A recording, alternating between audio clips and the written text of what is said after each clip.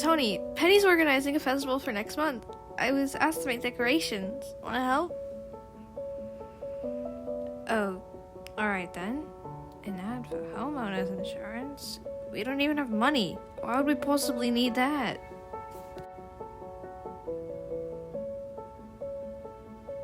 Tony, that was needlessly aggressive.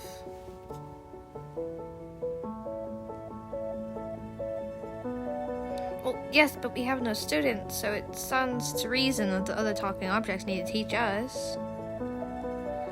Tony, you're worrying me. It's been a long time since we came to Clayhill, and you've come no closer to acceptance than when we first got here. Why don't you go talk to Tori? They've put together a support group for people still having trouble adjusting to Clayhill. I think they're having a meeting today, actually. Good, and just so you know, I understand what you're going through. I miss teaching too. You remember how I was the first few days over here? I get it.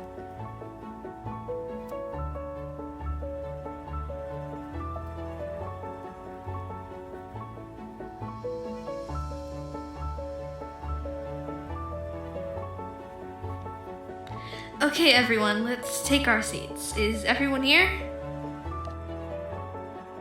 Tony, I'd hope you show up to one of these days. Get on in here, you. Alright then. Since I think everyone's here, let's go around the room and introduce ourselves and say why you're here. I'll start. My name is Tori, the tape player, former music teacher, and while I quite like Clayhill, I do dislike the suddenness of the shift causing upset in our community. My name is Spinach Khan, former health teacher, and my mates and I have been having some trouble adjusting to Clayhill.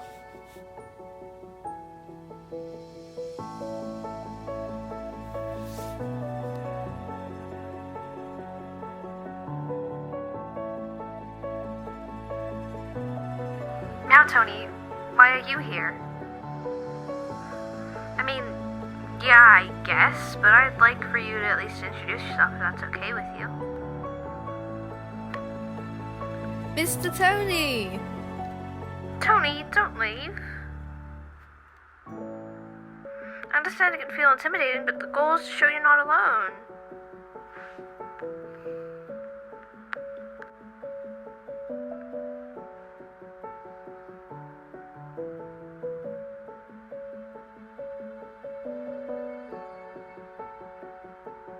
Well, I understand.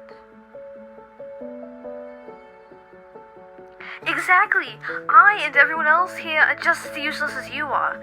I know exactly what you're going through. I was so excited to become a teacher. Don't you remember? You and Penny and everyone else encouraged me so much, and that made me feel important. Then when I was fired, I didn't know what to do with myself. My existence was pointless, my life was horrible, and barely anyone around me even noticed, and I wasn't even the first to experience that. There was a photograph before me who used to be so well respected, and he became progressively less valued and loved over time.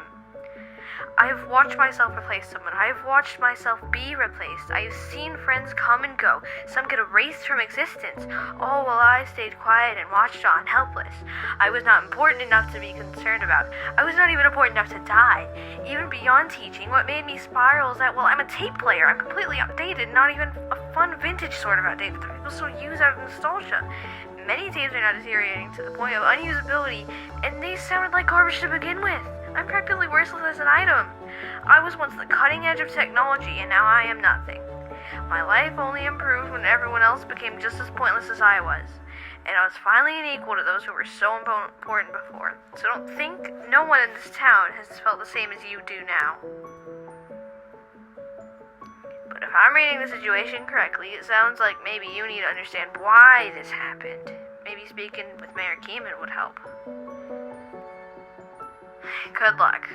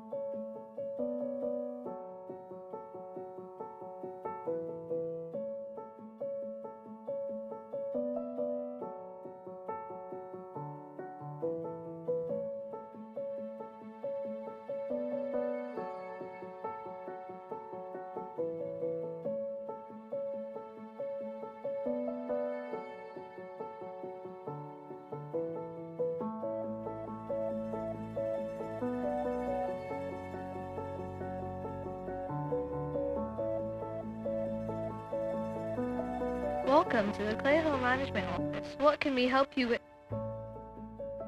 Rude. Tony, direct and to the point. This is why you're our best teacher.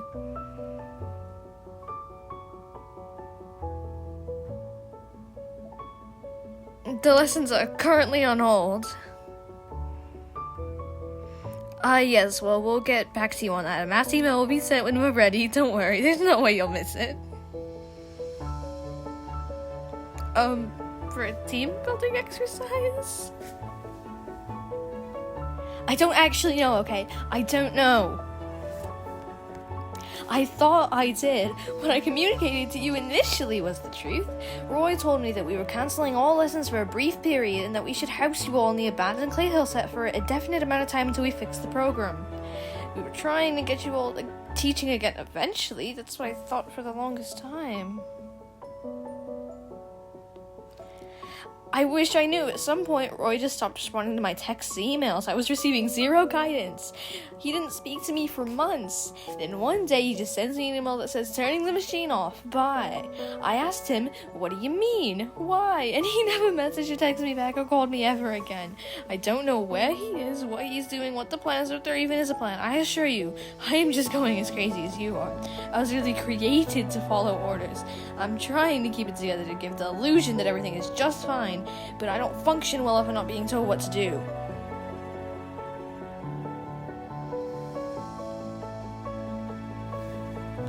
No, you never were. We were just given a nonsense task to keep us all occupied while Roy abandoned us.